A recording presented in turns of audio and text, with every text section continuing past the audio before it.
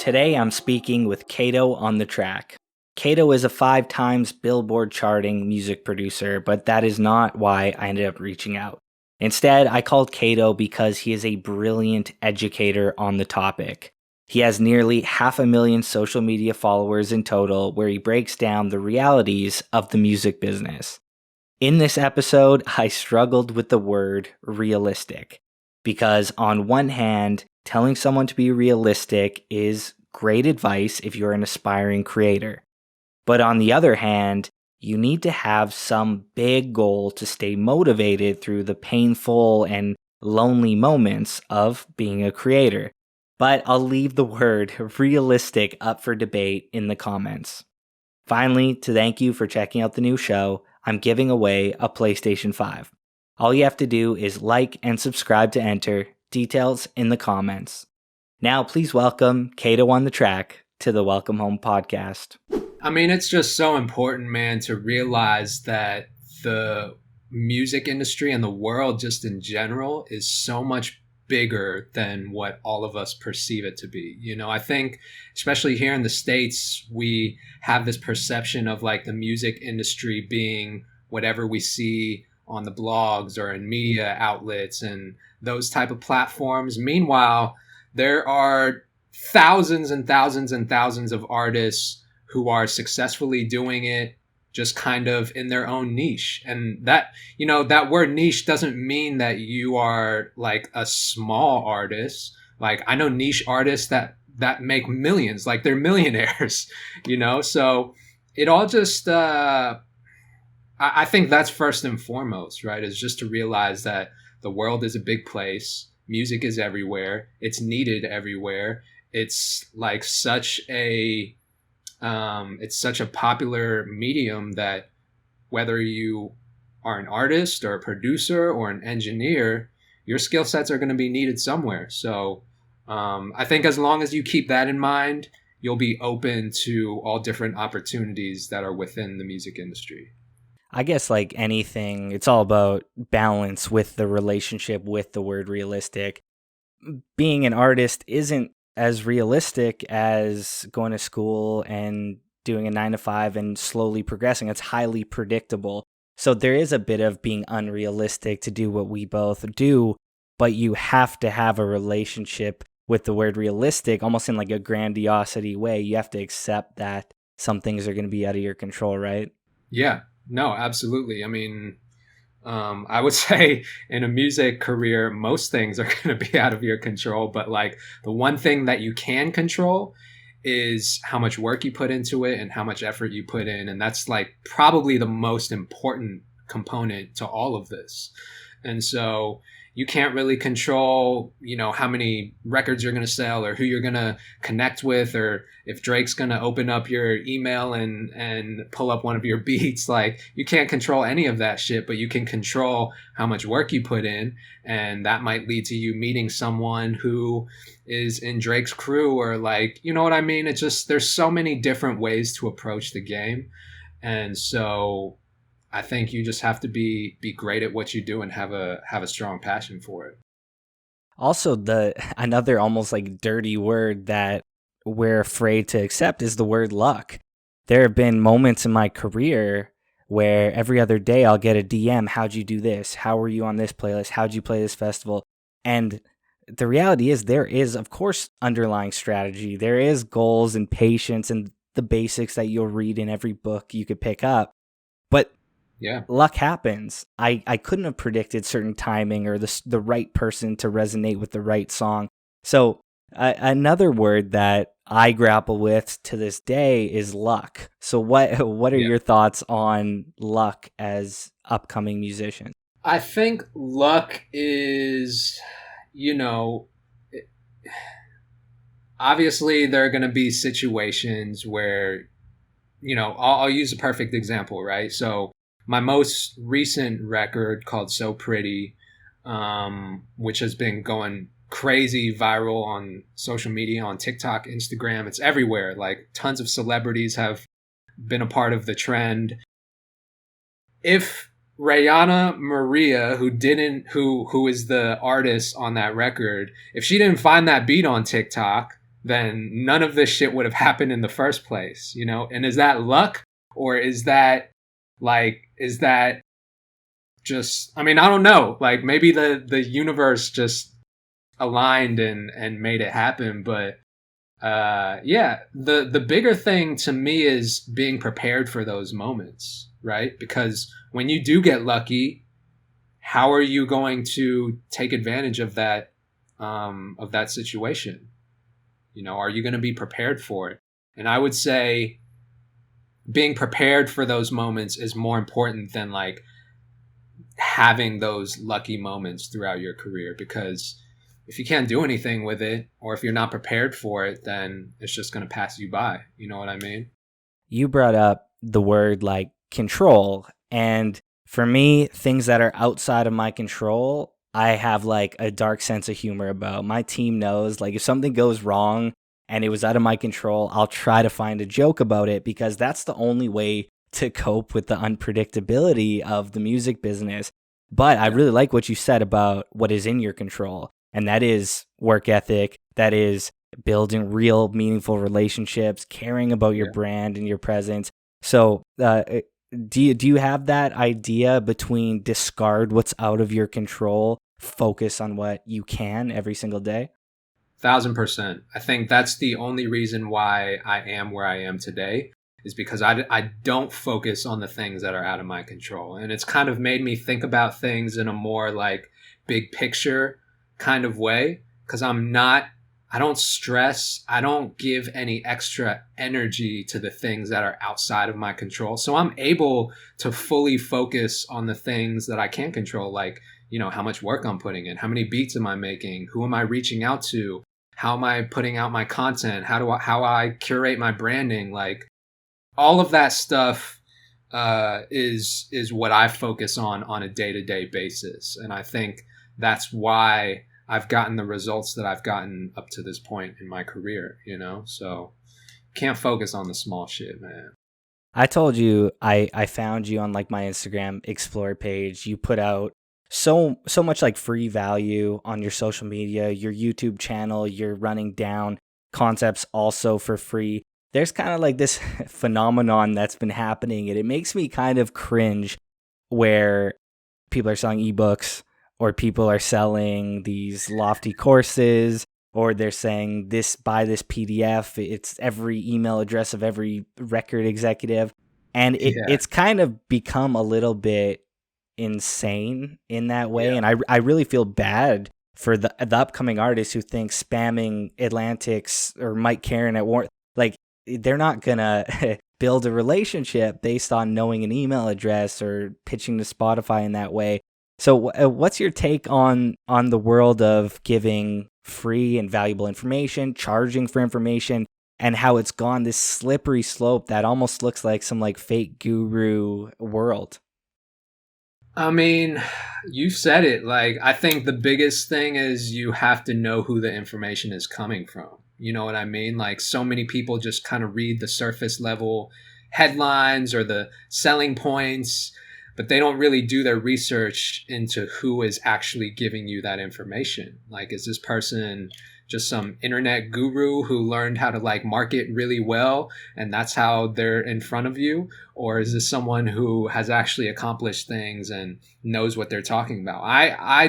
I only speak from experience. So the advice that I give to people on my Instagram or on my socials, like this is shit that I have either directly experienced myself or have worked with people who have experienced it. And if I don't know something, I'll, like you're doing, like I'll bring someone on my IG live or my podcast and I'll ask them, you know, and I'll put that content out. So it's like it's a slippery slope, man. Like there's a lot of people out here just going in for the cash grab and selling you bullshit. So I think I think artists and producers just have to be more diligent about doing their research and knowing what they're buying into. And that word again, being realistic about where you are in your career and what you actually need. You know what I mean? Like, do you actually need to buy a course that's teaching you how to monetize your music career, or do you like just need to put in the work and figure out for yourself, you know? Like, I don't know. So you seem to be very intentionally building a social brand, whether it's the YouTube channel, whether it's the Instagram page. At what is the brand building on socials so you can be a teacher, or do you think that helps every aspect, whether it's placements or in your own music, or is it just a wide, I just want to put out content, I want visibility? What is your intention behind your social strategy? Honestly, it started as me just talking about things that I knew about, and um I wanted to put out content on social media, but I didn't necessarily want to do it the same way that other producers were doing it, where they would just like post their beats or just like post pictures of them in the studio, which is cool. Like I still do that too. But I kind of wanted to be more visible in a different way where I just talk about the things that I know. And I saw that people were gravitating towards it. And so I continued doing it. And that kind of evolved into me talking to other people and asking them, almost like a podcast style thing. And then that evolved into like a Kato and Friends thing. And that evolved into me going on tour and doing this sound advice thing. Like all of this stuff stems from things that I just personally get fulfillment out of. And so I just figured out a way to turn it into content for my audience, and people just gravitated towards it. So now it's I guess a little bit more intentional about what our goals are with that content. But all of it just, it's all stuff that I love and that I believe in. On a personal level, do you enjoy the teaching and mentorship aspect of your career, or a placement? You get one email that says, hey, we got a placement with a top 100 artist, or another email that says you sold 1,000 tickets to a workshop. What gets you more excited today? It's both, man. And that's why I kind of have my foot in both worlds, because I came up as a producer, kind of in the more traditional sense of just like being in the studio with artists, making music, working on albums, working, on that kind of stuff. And then that got me to a certain level. And then I kind of pivoted and started doing more of the mentoring and the informational type content. And that's stuff that I really am passionate about too. And so the challenge for me over the last couple of years has been finding that balance, right? Because I realized that when I was focused heavily on the mentoring and the content part, I was kind of lacking with the music, and so I had to step back and kind of recalibrate and make adjustments. And now, I'm kind of doing both, and my content moves more in like ebbs and flows. It's not just like posting 10 times a day on social media. It's like when I have interesting shit to say or to talk about, then I'll put it out there. But in the meantime, I'm gonna be in the studio working on this music, and I think that's the only way that you can truly kind of be a mentor to people, is if you still have your foot in that music world and you're still out here like, being an active artist or a producer, and that you're able to talk about those topics from your own personal experience. That was really well put about, I'm not going to post 10 times a day to post 10 times a day. I'm going to post what I think is really dope. And that's a battle I have with my team. Of course, the algorithm wants this from TikTok. The algorithm wants this from Instagram. But the reality is, if I'm not incredibly proud of something, or if it's not a meaningful piece of content that's going to support a record or a video that I'm doing, I'm just not inspired to do it. And and that's also a really actually a good conversation to ask you about. There are harsh realities that you have to respect the algorithm. It is 2021. I'm a professional artist. My label expects return on investment. My team wants to get me on tour. So I do have to respect the algorithm, but I also have to respect respect myself in terms of limiting what I want to post and be passionate. So how does that balance work in your head? Because you can't just block one out. We're not The Weeknd. We can't delete our Instagram for 6 months and drop an album and it'll work out, you know? Yeah, yeah. I mean, I don't know that I can 100% accurately give you an answer to that because I'm still kind of exploring and trying different things and experimenting, and things are always changing. You know what I mean? There's new platforms. Now I'm like very heavily invested in TikTok and that platform. But um I think I think the important thing is that when you put a lot of time and effort into your craft, then when it does come time to like release it or promote it, it's going to create a bigger splash than if you're constantly on people's timelines and they're always seeing you, always consuming your content. I don't think it has as big of a impact or splash when it finally does come to like promote something. And Totally. that's so, I see artists that kind of take short breaks and they lock themselves in the studio and work on an amazing body of work. And then they figure out the dopest way to put it out and present it to people.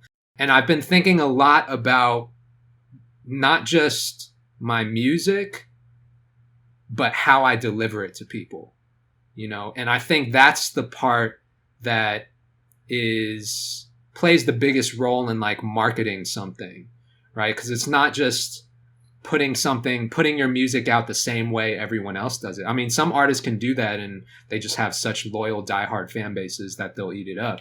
But to get to that point is like, what do you really have to do to make a big splash and to get people to pay attention in this era? And it's really, really difficult because there's so much music coming out on a daily basis. So I've been thinking a lot about how do I deliver this music to people in a exciting, interesting, new, fresh way. And so that's why I've been experimenting a lot on TikTok, like giving people previews of music before it drops and kind of letting them tell me what they think about the music before it's even out, And I'm a really big fan of just like crowdsourcing and engagement and getting the feedback directly from the audience first, and kind of almost like, crowdsourcing music. That's something that I still grapple with a lot because Yeah. my philosophy with my team and my creative team is I try to create a world around my songs. So a Yeah. lyric will inspire the cover art will inspire a color palette, photos will all match that color palette, we'll do a lyric video, then so I try to create these worlds Yeah. and I invest a lot of time, we invest a lot of resources where the easy content or the rapid content gets neglected, and that's Yeah. been my philosophy. Maybe I'm a little bit too much of a pure artist in that way, but anytime some kid sends me a DM, says, hey, what should I do on social media to get my song hot, I almost am conflicted because the reality is this algorithm is potentially more powerful for an emerging artist than caring about this creative package. So I think I'm still at war with that in many ways.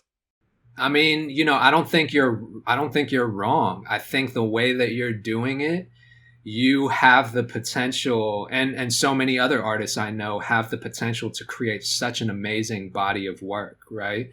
And I struggled with it for a long time too. I was like, do I want to like share things before they're done, or do I want to be like challenge myself to just be a great producer by creating an amazing body of work and then presenting it to people, But I've learned over the years to just kind of take that pressure off of myself a little bit because it makes it so much more enjoyable to create music when you don't have that pressure.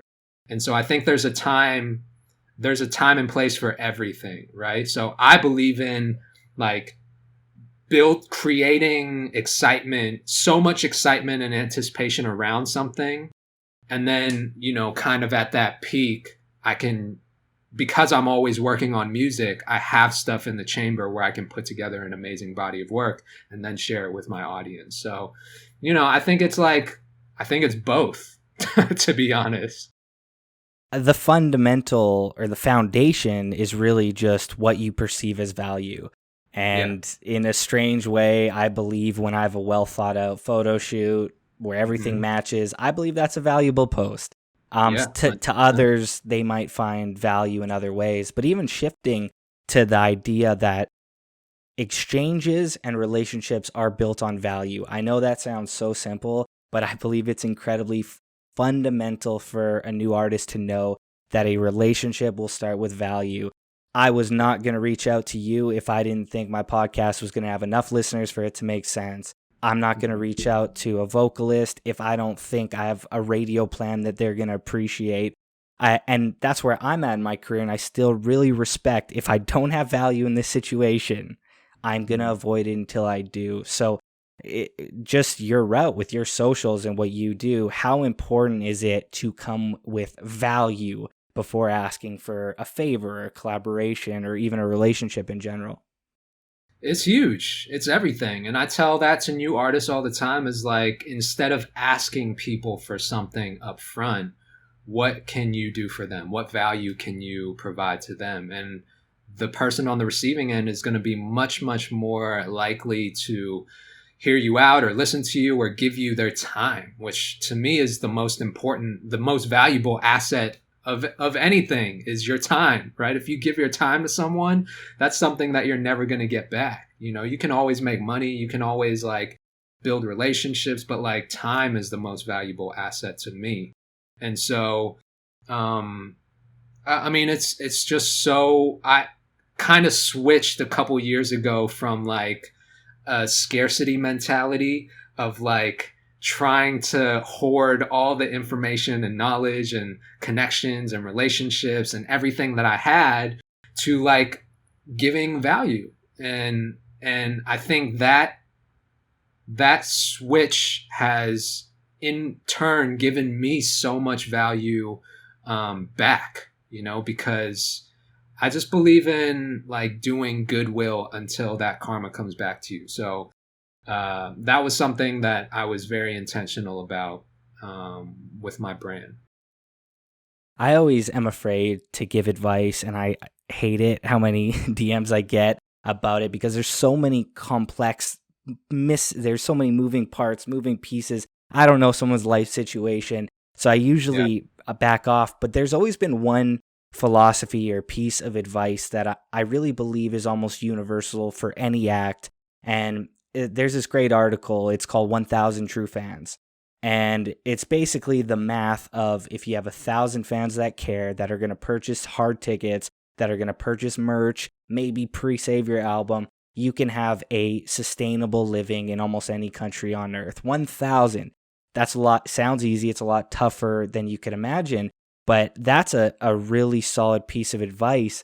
And I'll never forget when a music executive told me I was probably boasting about some song hitting some amount of streams. And he told me not all streams are created equal. And I was Hmm. like, oh, damn. The reality is there are some artists that have 100,000 streams on their biggest single and they could tour North America. And there are some guys with 10 million streams that are having a hard time filling small venues. So Yeah. I wanted to ask you about the philosophy of depth versus width, real fans versus these casual playlist streamers. Yeah. I mean, it's like passive and active fans, right? Um, I my entire career I've been around artists that have very active fans. And so I can only speak from that experience of like seeing what they did to engage with their fans and how they built their fan bases, how they were engaging on social media, the types of things that they were posting. And I learned a lot from that. As a producer, I think I don't necessarily have the biggest audience in the world, but I have a very engaged audience. And I attribute that to the amount of engagement that I give back. Not just the value that I put forth, but the engagement that I give back. Like I'm constantly in my DMs. I get emails from new upcoming artists all the time, and I'll just reply back, even if it's just like a quick, yo, thanks for the email, or thanks for the message, or just a fire emoji. Like the smallest thing goes a long way, especially when you've reached a certain level. And so I think people recognize that, and they feel more connected to your brand because you do that kind of stuff. And that's another thing that I was very intentional about, like, because I saw the artists that I was coming up with do the same types of things. They would go on tour. They'd like make sure that at every show they were meeting every single fan that came up to them. They were signing whatever, like they were taking pictures. It's just that level of just one-on-ones that I really, really appreciated. And so I kind of implemented that with my own thing. As I've gotten like deeper into the music business, the average fan would be so shocked at unknown music producers, unknown songwriters, unknown artists that are 10 times wealthier than potentially their favorite artist or a producer that's got a hot record. And even for some context or some hard numbers, I know you've had a ton of success selling beats online. For you, what was a peak month? What was a peak year for someone to see real numbers of a non-household name? For selling beats online? Yeah. So I stopped selling beats online in 2019, January of 2019.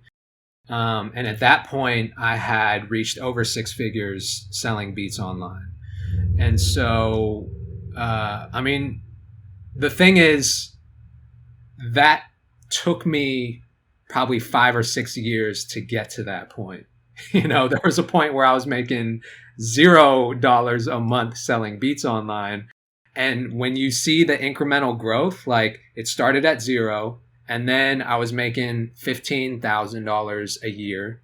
And then I was making $30,000 a year. It was almost like 2x every single year. And to see that versus just me posting, hey, I made over $100,000 this year selling beats online. But when you see the incremental growth of like how long it took to get to that point, then it's like, oh, okay, this shit takes time. You know what I mean? And I think that is a very interesting point to make, is like people don't see the progress. They usually see the results, the end results of what you have. And so I've been very transparent about like my journey and how long it took me to do certain things or make this amount of money. But I think that's important, man. You gotta you gotta let people know what the deal is. I guess it's really deeply personal for every artist. What type of artist do you want to be? Are you the type of person that says, if I could be a full-time musician, I made it?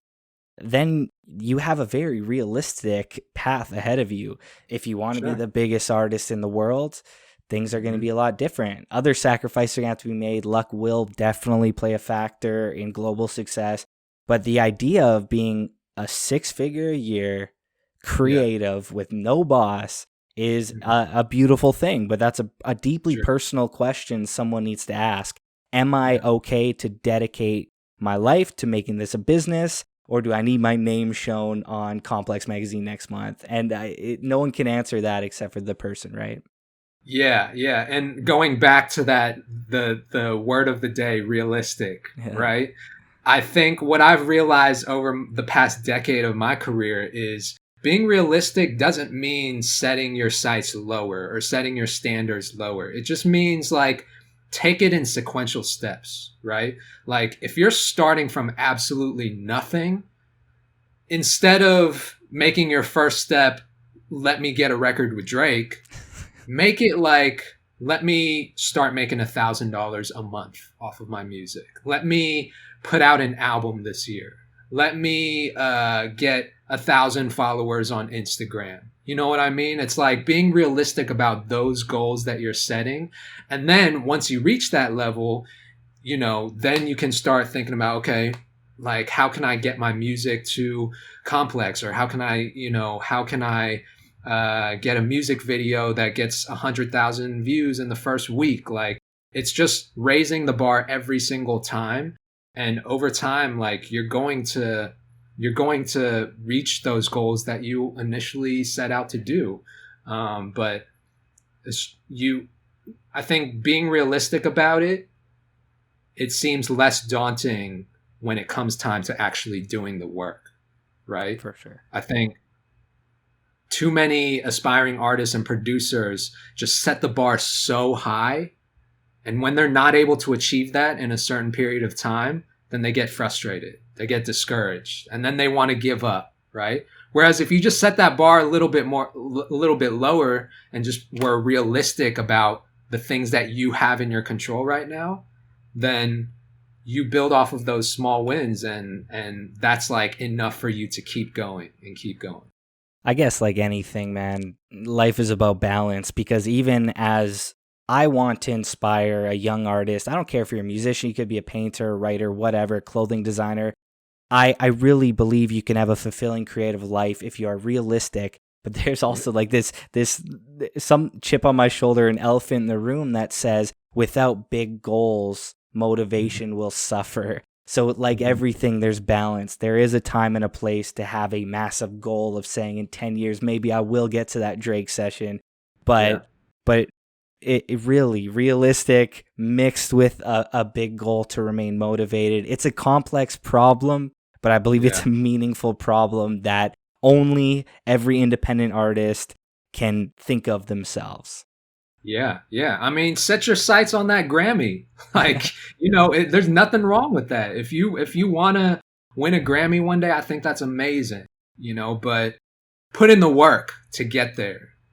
Don't just set your sights on that and not do the work, because that's the type of shit that I see, and I'm like, okay, you're just like everyone else who wants a handout or wants things given to you.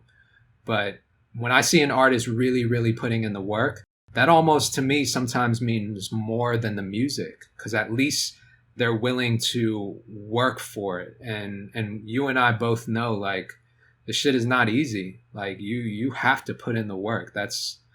There's no way around that. I feel like our listeners are going to be mad if we don't touch on the conversation of independent or label. It also seems like for whatever reason, the past year or two, that's just like the great debate online. Labels tend to get villainized. Independent seems like the wave, but there's also balance in that too. In my view, there's no perfect answer. So I wanted to get your take. If an artist comes to you and says, "Hey man, should I like sign this deal or should I go independent?" Which way do you lean as just a philosophy? Obviously, we don't know specifics of each act. Okay, so my philosophy on independent versus major, I'm just going to be honest. I don't think there is a right or wrong answer to that. I think you have to be informed enough to make that decision for yourself, because it's different for everyone. There are major acts that are totally happy and grateful for what their labels have done for them, I'm sure. And they've put a lot of resources into their music careers. And it's gone amazing. I'm sure there's major artists that have zero complaints against their labels. And then we also see the opposite of that too. So I think regardless of whether you go major or stay independent, you have to understand what is entailed. What do both of those options mean for you? If you're someone that likes to have full, complete, and total creative control over your music, over your business, I would probably say lean towards staying independent, because once you sign that contract and take a big ass check from them, you got to pay that back, and you're on the line for that. Your ass is on the line for that advance. And so, even if you sign a major record deal, I feel like you have to know how to independently move. Like, you have to know how to operate on an independent level. So to me, that's kind of the foundation of everything, whether you go major or stay independent. But it's going to be different for everyone, man. How do you feel about it? That's like perfect advice. I don't care if you're independent or you're signed to a major, you need to treat your career like you're independent. If you can Yeah, shoot that video with your homies, shoot with your homies, invoice the label yeah, later, or try to do it for free. I believe every artist should have an independent, small team mentality. Um, yeah, but there's one thing. So, full disclosure, I do have majors involved in my project. But the one thing that doesn't get brought up a lot in the debates. Of course, there are gatekeepers. I have to get approval before release. Of course, I have A&Rs sending me sometimes ridiculous notes on singles. Of course, I get opinions that I have to manage. A lot of it sucks. But there are yeah, two things that just the puzzle couldn't get cracked independently. I've tried to have a big record and all of a sudden it's tough to playlist. The reality is DSPs are well connected with every major on earth. Up until I started working with majors, all of a sudden you're on 8 New Music Fridays and you'll do 250,000 streams in 3 days. Well, yeah. that same song I couldn't get on one New Music Friday in my own country because I was independent and there was too much noise without a label. So Right. on one end, I just have to be realistic that DSPs matter. Spotify and Apple do have direct relationships with labels, and that is a hell of a boost for an artist. And beyond the headaches, beyond the money, even saying no to an advance, even if it's not about money, there's a priceless nature to their relationships with Resources. Spotify and Apple that is just they're deeply personal back channels that I've experienced myself that I would never be able to do unless you are maybe Russ, maybe these 0.001% elite indies that can get on these playlists. And then the second thing, like this past week, my new single was the number one most added record on Canadian radio. And my entire career, I couldn't get more than 2 spins on Canadian radio. The moment Yeah. I had a label and a radio promoter send out emails and make calls, my song quality didn't change. I feel like I had stronger records prior. There are just two really important things if you want to be a household name in a pop sense. I make pop dance music, so that is my goal. But I mean, there's something beautiful about being the artist that is fully independent, using DistroKid and making it happen. But for the goals of global exposure, for the goals of being on New Music Friday Australia or Germany, that is the reality right now. Maybe that does change. Maybe DistroKid and CD Baby have better back channels to the DSP curators. But in 2021, it's hard to not act like the value of getting playlisted or radio play isn't worth 10 times more than an advance. Keep the advance. Keep it Yeah. all. That your fees for DSP and radio, I should be paying $250,000 for. So that's the one thing I feel like a lot of people don't talk about. But And rare cases. that's valid, man. I mean, like majors no doubt have the resources and connections that can blow up any artist's career, right? Um, like again with this So Pretty record, Rihanna Maria was a totally unknown, unsigned artist, not even like, and this is no disrespect, like she wasn't even an artist. Like she didn't have a Spotify, Wow. she didn't have any music recorded. She literally just shot this 20-second duet video to my beat on TikTok and that went viral. And so that led to her signing a deal with Republic. Now she's in the Universal system. And as soon as that song comes out on DSPs, it hits every single major playlist on Spotify. And I've never had a song before in my career. I've mostly worked with independent artists, some major artists, but I've never had a record like that where as soon as it came out, it was on every single major Spotify playlist that you've ever seen. And in a month we're like at over 4 million streams on that single. And so it no doubt has an effect because these majors have investments in Spotify. That's Major why they're able, shareholders. major shareholders in Spotify. That's why they're able to have put their music on these big playlists.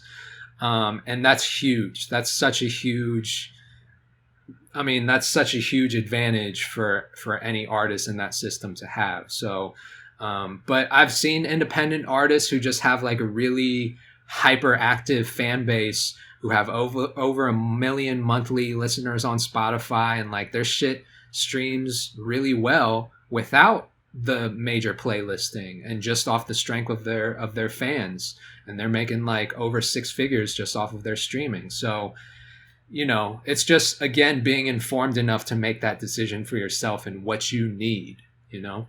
I mean, I remember back in the day remember when you had to go on your iPod and go on iTunes or iPhone, you had to buy songs for 99 cents? If DSPs worked like that, where it was a search and a chart based, I would be everyone go independent. But with the introduction of playlists and what I've seen them mean in my own career, and of course, not all streams are created equally, but you get enough, it's going to convert to people that really start caring about your project. So that's just the weird thing that I don't feel like has been figured out from an indie perspective. And maybe it does in the future. Maybe Spotify does say, hey, we need to show a lot more love, and maybe 50% of playlists are going to be indie. That would be a beautiful thing. But and then also there's the press angle. I never got major publications until publicists started. So there's a lot of pros and cons. I have so much respect for independent artists. There's beauty in owning what you do, but being realistic, if you want to be on radio and if you want to be on those playlist covers, as it stands right now, that's going to be 99.9% more difficult, or not And I think impossible almost. actually, based on what you said about the genre of music that you make, right? I think in hip hop, we have so many more platforms and outlets and fans in general, just around the world, that are much more willing to support you if you have like the right type of mindset of like building your fan base. But you know, with things like if you're a pop artist, are you gonna be able to get a hit record without a major label involved? I don't know. I think it's probably a little bit harder for if you make music outside of hip hop. So I think the genre might have something to do with it too. Do you believe hip hop fans have a different level of respect for independent artists? Is that becoming a trend where indie is almost a marketing tool? Uh, hmm. It's definitely an interesting thing to think about. Um, Because my conspiracy mind says there's a lot of your favorite artists that say they're independent that aren't, but I'm just hypothesizing. for sure. No, that's a fact. That's definitely a fact. Um, I think hip hop is hip hop is pop music, right? I mean, it's so popular that you have to categorize it as pop music. Um, if you're making like if your music sounds like it's straight up top 40 pop music, I think that's where it's different, right? Because there's not as the because most like pop acts on that level are signed to a major, at least the ones who people know about, you know, so that's who you're competing with. And so I think just because of the popularity of hip hop music and how many artists there are, it's just easier for you to get your foot in the door, because it's almost expected that you start at an independent level and like people get to watch your rise to the top. You know, but there's very few artists like Russ who can do it independently, and I don't even know if Chance the Rapper is still independent, but you know, yeah, And it's even on like, I don't want to get way too technical right now, but even a major thing working with a label, I've worked with a few major artists, and the reality is you got to get those songs cleared. You need the feature cleared. You need the songwriting clearance. And those conversations get a lot easier between two labels that have relationships versus I'm independent. My manager's trying to email for clearance at Atlantic, and you're not getting a reply. So there are benefits, and I feel like these conversations are necessary because whenever I go on YouTube, all I see is how terrible labels are and how no one should sign. But they're for sure a headache, but they've offered great benefit to a lot of people that I know. So there is balance, and we need to be honest about that. That's my whole rant. 1,000%, 1,000%. I don't. I definitely don't disagree with.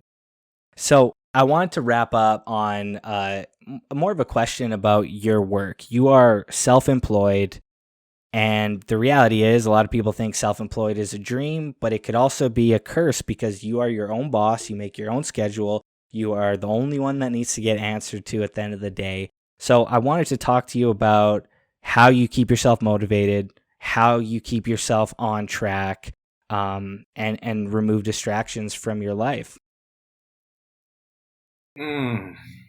Well, TikTok has been a major distraction these days. It's like I just open that app, start seeing all these videos on my feed, and then you go down the rabbit hole of just spending like 2 hours on TikTok.